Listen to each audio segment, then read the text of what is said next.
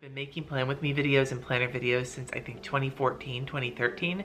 I've made over 700 videos at this point, and this whole system has developed over time.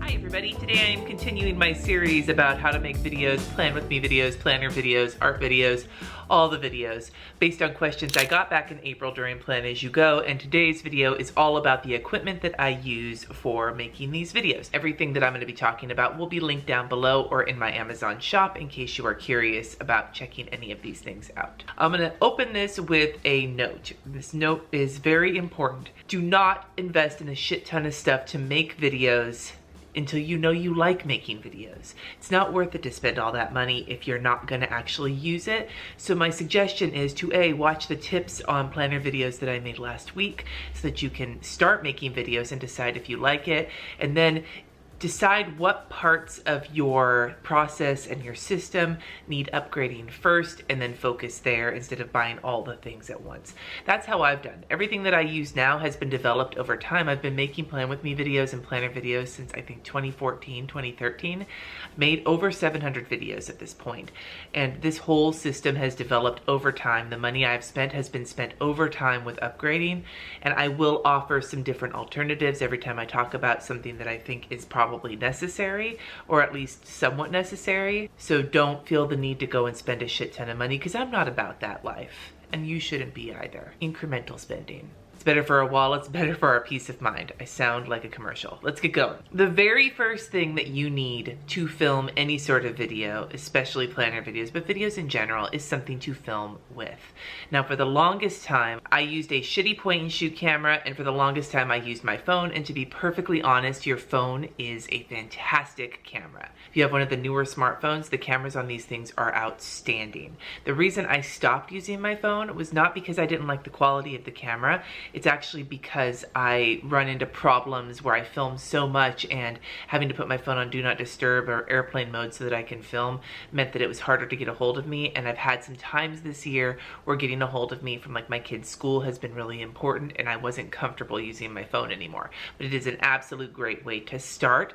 My suggestion, if you're gonna use your phone, is to use this camera, not this camera. The reason I say use this camera is this is the better camera, and this is the one that is going to get you the better results. Currently, I use a Canon G7X Mark II. It has the little flip out screen, and I find it to be really, really helpful. The only downside to it, as I have been able to find, is that it doesn't take an external mic. It doesn't have a mic jack. So we'll talk about that in a second. In general, I think this is a great little camera, especially for the price, and it's relatively lightweight, which will also come into play in a little bit. That's the camera that I use. Now, if you're gonna use a camera like the Canon G7X, you also are going to need batteries. I recommend having at least one spare battery because it can be really easy to run out while you're in the middle of filming something, especially a Plan With Me. Some of my Plan With Me start out with about an hour, hour and a half of footage. I usually get it whittled down to like 15, 20 minutes. But with that much footage and that much filming, the chances of you running out of batteries while you're doing that are not insignificant. So having at least one spare battery, you'll need at least one, and I would recommend maybe 2 memory cards, just again so you have redundancies in place. I currently have 3 batteries total and 2 64GB memory cards for my camera, and that has worked just fine for the amount of filming that I do. If you're going to do any sort of filming, you need a tripod or something to hold your camera. I'm not going to go deep into the land of tripods, partly because I don't have one that I like, and secondly because when it comes to most of my filming, I don't actually use a tripod. Now, when I'm out and about filming, I have this little guy. This is a Manfrotto tripod. This can be used to hold your phone, or you can unscrew it and just use this to hold your camera. And this works really well for that for me. I really enjoy this puppy for like vlogging or for other times where I just need a little tiny tripod. But when it comes to filming at my desk, filming the video I'm filming now, filming those overhead shots, which are crucial if you're doing a Plan With Me style video or an art video, anything where it's your hands that are on camera, you need something that's gonna hold the camera up above your desk. I have accomplished this in multiple ways. I've tried the balancing of the tripod. That's never worked for me. I have done it on books. It's always looked like shit, but it worked for a while. The longest time I used a microphone with a boom arm. It's like a long arm that sticks off the microphone holder, and that would swing out over, and that worked really well for me, but I started to fuck that up, and it was my husband's microphone holder, so I needed to give it back. Currently what I am using is both budget friendly and really, really useful, and it is a 33-inch articulating arm that I got off of Amazon. The thing that it uses to hold the camera or the phone is actually meant for a cell phone, but I have managed to make it work with my Canon G7X with a second piece of equipment that again is super cheap that you can get on Amazon, and it's a camera handle. This handle screws into the bottom of your camera. It's meant to hold it steady while you're like, you know, using it in other ways. I stick it into the thing that is meant to hold the phone in the first place. Now here is where the size of the camera matters. Canon G7X is a really lightweight camera. This thing will hold my Canon G7X. It's holding it right now as I'm filming. It won't hold a bigger camera than that. So if you are using a DSLR or a big heavy duty camera, you're gonna need another solution like a tripod that's built with a boom arm, and you're gonna have to use a counterweight on it. I don't fucking have time for that shit. But the Canon G7X is light enough where the Canon and the camera handle can fit into this with a little bit of tightening up. It works great. So yeah, 10 out of 10. If you have nothing else, use your cell phone, get one of these articulating arms for 20 bucks, and you should be good to go for filming overhead video. Now, lighting is something that I'm not great at, and I have never been great at. The best light, the light I'm using right now to film this, is natural light. If you have a window nearby, that can be really, really helpful. But if you're gonna need actual like lighting, there's all sorts of ways to get it. And for me, I have the big soft boxes. I have some other professional lights. And to be perfectly honest with you, my office is actually in my living room, and I don't have the room. I don't have the ability to keep them out all the time, and I don't have the fucks to give to assemble and then disassemble and assemble and then disassemble. I have knocked them over multiple times and shattered light bulbs all over the floor, and that is not the fucking business. So instead, I have two artist lights that I use that have daylight bulbs, and they just give a soft glow. They're used with when you're making art to help you see colors in a more true fashion, and those work for me when I'm filming. I don't have the greatest lighting in the world. I'm not an expert at this, but they work. They're from a brand called Light. I've gotten them both at different craft stores. I think I got one at Michael's and one at Joann. And the one that I love the most, I don't remember the name of it, but I will link it down below. And it has a separating out light so that you can adapt it and adjust it how you want to. It's bendy, the light's split apart so you can spread it out, and it has different light settings. Both of these lamps have worked really well, and they both just sit on my desk so they don't take up any extra space, and that's the most important thing to me right now. Now when it comes to sound, I'm still working on it. Like I've said before, this Canon G7X does not have an external microphone, and so I'm still struggling. As an example, the sound you're gonna get in this video is not as good as I would have hoped for, because I'm still working on a mic solution for these kinds of videos. But for my Plan With Me's, I actually use the microphone that I use for podcasting, which is an Audio-Technica microphone.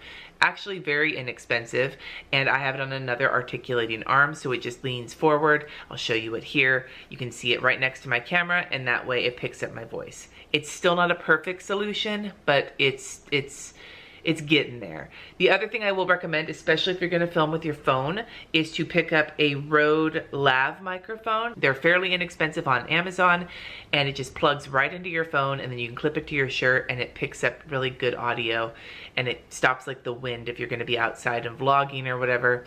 It's helpful. Now when I'm using my podcast microphone, I actually record my audio at the same time I record the video, but I record it into my computer. I have a Mac, so I use GarageBand, which is free with your Mac. But there are all sorts of voice capturing and voice memo programs you can use to capture an audio file that you can then drop into your editing software, which is what we're gonna talk about next. Now, I use Final Cut Pro. Final Cut Pro is, I think, a $300 program, and I absolutely do not recommend you buy that unless you know you like making videos. I finally upgraded to it when I needed more stuff.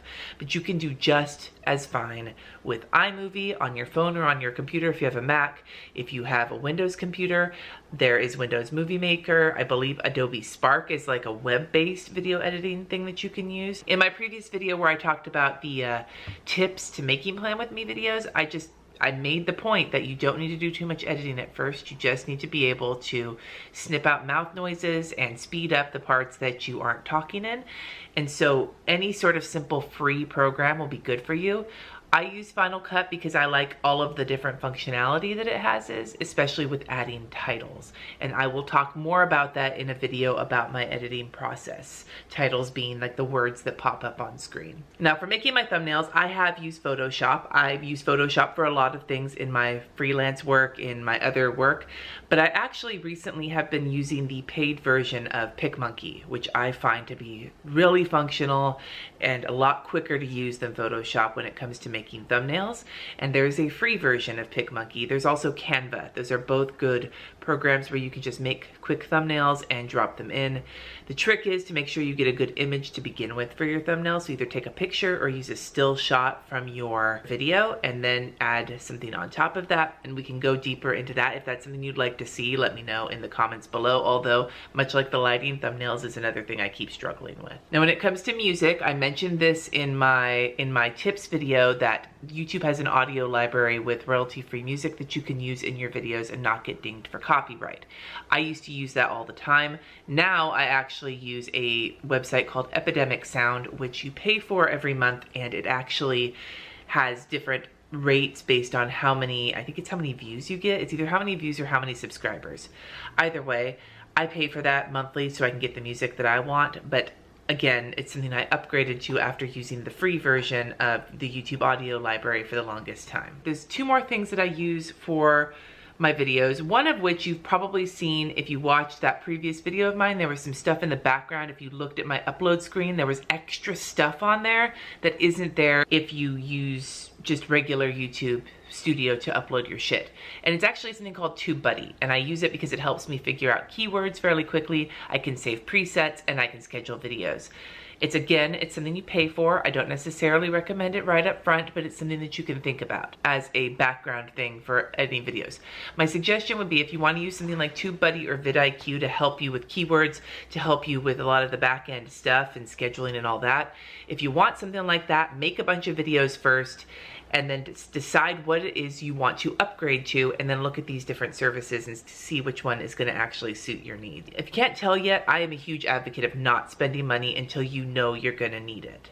Like, need the stuff you're spending money on.